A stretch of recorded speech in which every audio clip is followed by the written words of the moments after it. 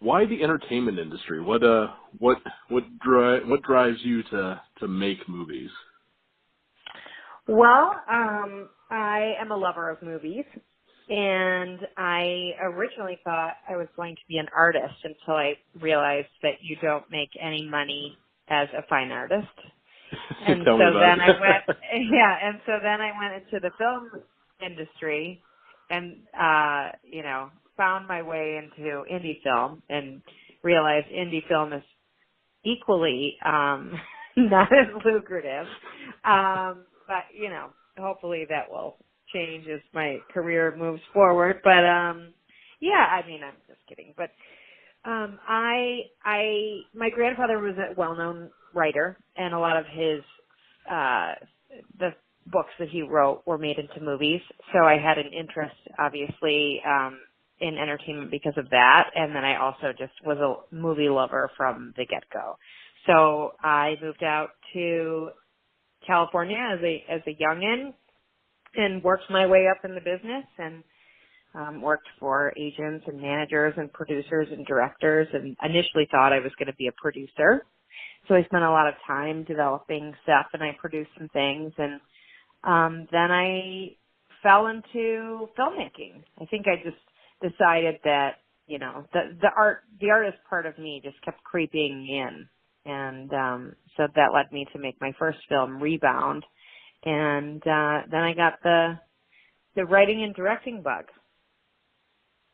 When you created your first film, what was it like as a learning experience? Was it was it different than what you thought? And then as it unfolded, you were like, wow, this is just either very awesome or very hectic. Well, I obviously I had some experience because I was a producer first, Mm-hmm. but making a film as a director and as a filmmaker is a lot different. And some of the projects that I had been involved in as a producer were high profile, and so I didn't really have a ton of experience with post production. That was one of the things that I really learned. And just, the technical aspect of filmmaking, because, as a producer, you're not interacting so much with like the cinematographer, or the sound mixer, things like that.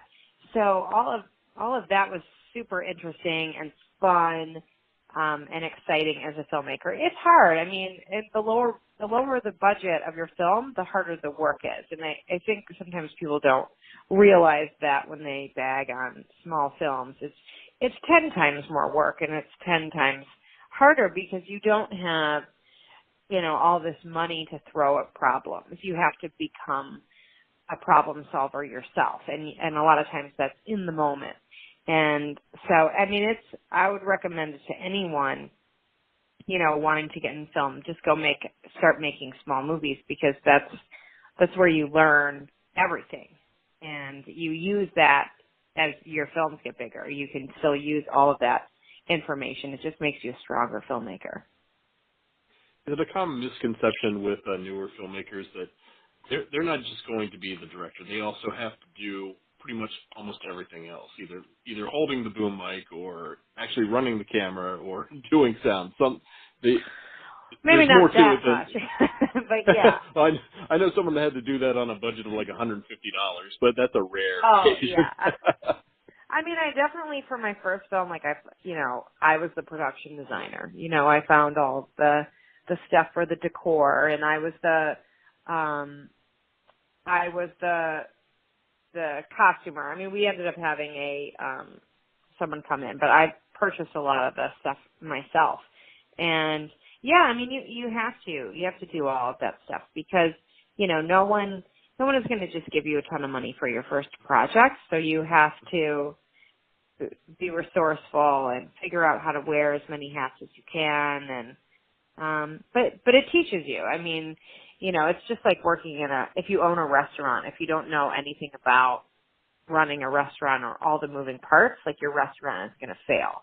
And that's the same thing about filmmaking. If you don't really understand all the inner workings, it won't work out. What's been the most rewarding experience of your filmmaking career so far? That's a good question. I mean, I think just being able to do it is pretty rewarding, and discovering that is something that I love to do and want to do, and that, anytime someone gets your film and likes it and gives it a review is always feels so great and is gratifying. But just being able to do what you love, I think has been pretty darn rewarding. When I was contacted about doing the interview, I noticed in there it said that you were making an effort to put more female filmmakers and female voices forward. Can you tell me a little bit more about that? Absolutely. I mean,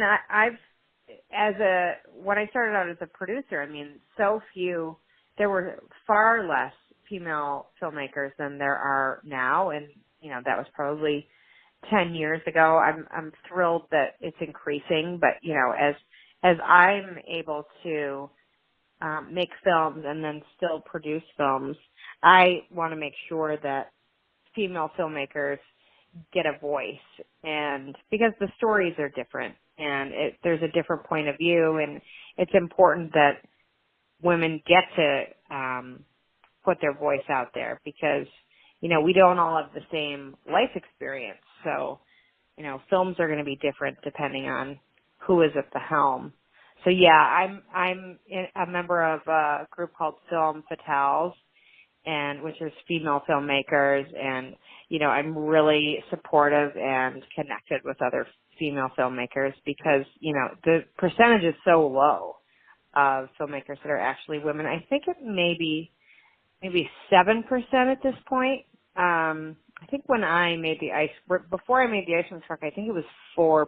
I would have to double check, but I mean, it's not even 10%, which is crazy, and I think it just had been a male field for a long time, and for probably a bunch of factors.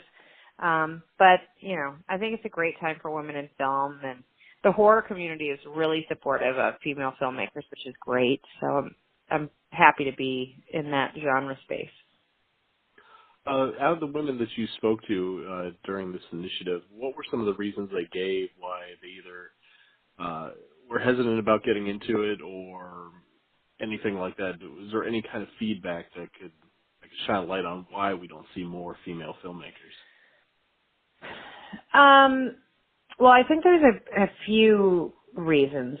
I'm a parent, so I have 2 young kids. I think one thing that makes it hard from just a physical standpoint is you're gone so much when you're on set, and the hours are strange, and so then you feel guilt not seeing your kids. I think it was perhaps in the past more acceptable for that job to be a man, or a man to be gone more. I think it's also, it's kind of an alpha type job. You have to be opinionated and know what you want to be a director. You're in charge of an entire set, and it's no secret that for a long time, if a woman was opinionated and spoke her mind, that they were considered, bossy or difficult. There's a reason why people like Sheryl Sandberg started the Lean In campaign, because women weren't looked at well being that way. Now that landscape is changing, but I think that was also a big contributor for sure. It's interesting that you mentioned that whole women could be seen as bossy. As Heather Buckley, who's a big name in horror, a great producer. She said the exact same thing a couple years ago really? to me. She got the exact same feedback. She's very headstrong. She's very confident in what she does, but she gets that feedback because I guess there's that established way that some men see women in the profession.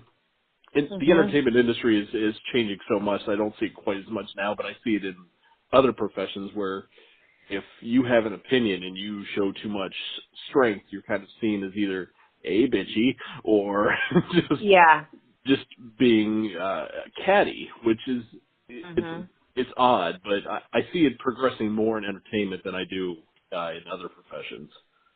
I think I think it's definitely in every profession. I think also women tend to express themselves more. I think it's something crazy like women speak like 30,000 words a day and men speak 10,000. So if you then combine that with the fact that if a woman is more of an alpha or more has more like leadership skills,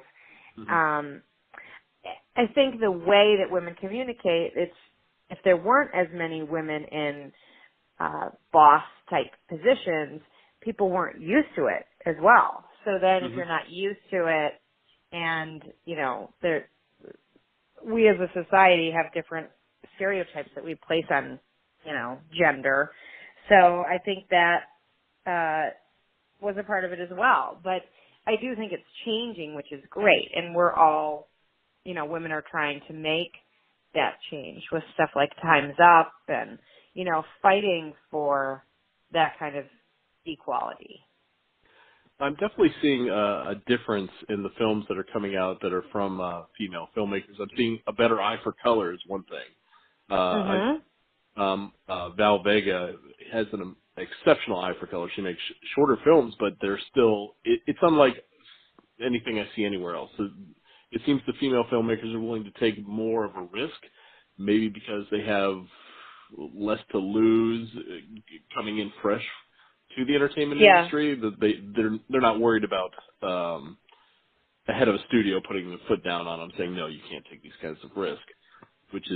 It's refreshing for me as a guy that has to screen a lot of films per week to see something different, to see these new perspectives, and I'm glad that this movement's taking place for sure. I've seen some great films directed by women recently, and there is a different artistic perspective, which is wonderful. There should be variety, and whether you're a woman or a minority, everyone has a different life experience, and all of those life experiences should be captured. It shouldn't always be the same thing. And, for the audiences, like, you may not vibe with everything, and that's okay. You don't have, to each his own. You don't have to like everything. Just like, I don't really care that much for action movies, like, I love horror, but I don't, so everybody's got their thing that they like. So I'm just happy that the landscape is opening up.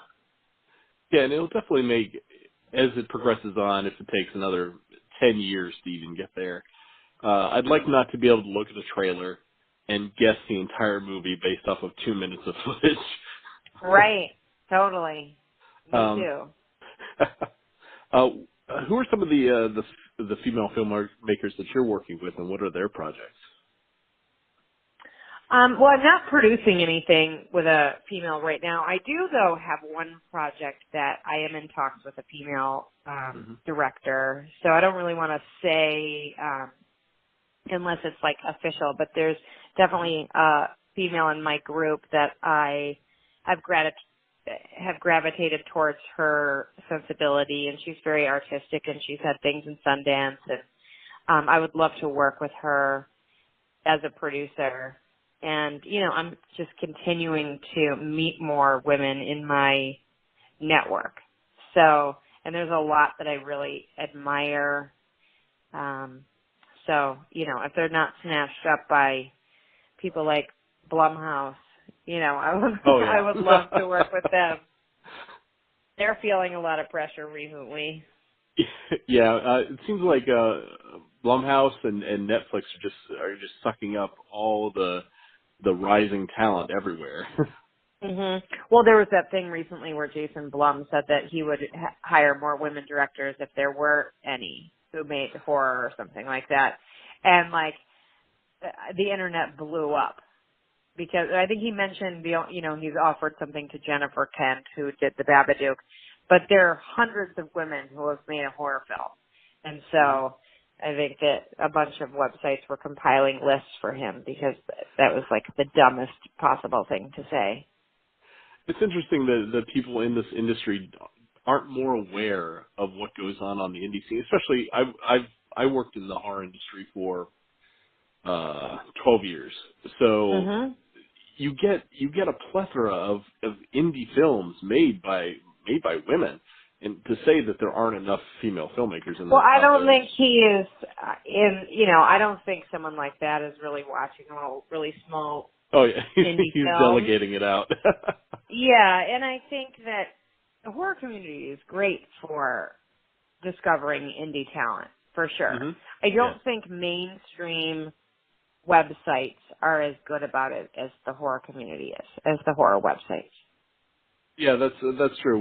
We're so much more niche, and we're a little bit more open to when someone says, "Can you look at this for us?"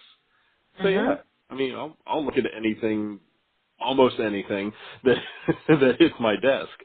Yeah. So yeah, horror seems to be the most accessible out of everything, and I'm not exactly sure why that is. Maybe it's because inherently we all love horror, or it's one of the easier things to shoot because we know what scares us, and that's the deeply Yeah. personal thing, and it's easier for us to translate that as opposed to like sci-fi or Well, there aren't generic that drama. many independent film websites, believe it or not.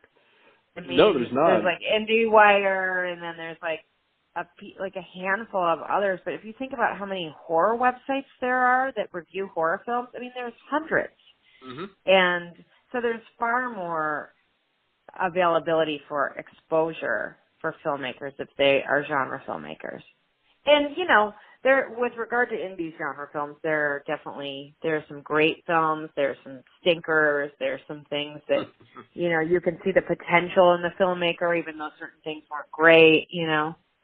Um, yeah, it's all over the map. And then there's huge, big budget horror. So I think what's cool about horror fans is that they like to be a connoisseur, and in the know about things before other people, and you know.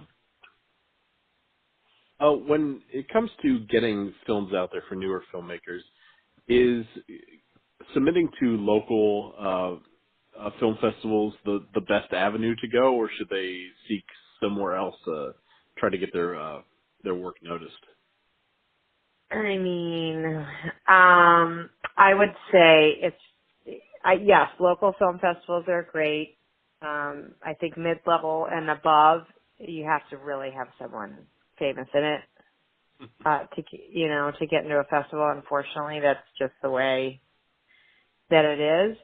But I think social media is a great way, and I think reaching out to publications directly is great. I did a lot of that with my first film, Rebound, and I was constantly emailing sites, and it was awesome that so many of the people would get back to me and check out the film and talk to me, and I definitely have my list of who wouldn't.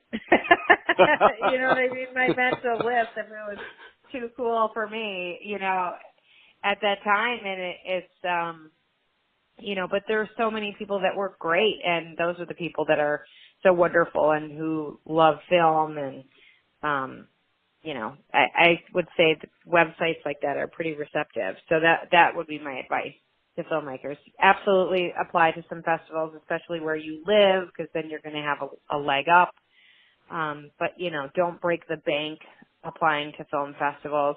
Just start emailing people. If you have a completed film that's coming out, if you don't have a PR person, just email. You can tweet at people. I mean, there's all different ways that you can, if you go onto a website and see who is reviewing movies, find out how to contact them. More often than not, they will write you back. What's your opinion on film's future on digital media, such as like venues like YouTube or Vimeo? Do you see more filmmakers pursuing that instead of pursuing studios? I don't see more doing it, but I think that you have to be open to the changing times. And if that's the way things are going to go, and that's where people are going to get their content, then you have to be willing to be able to do that.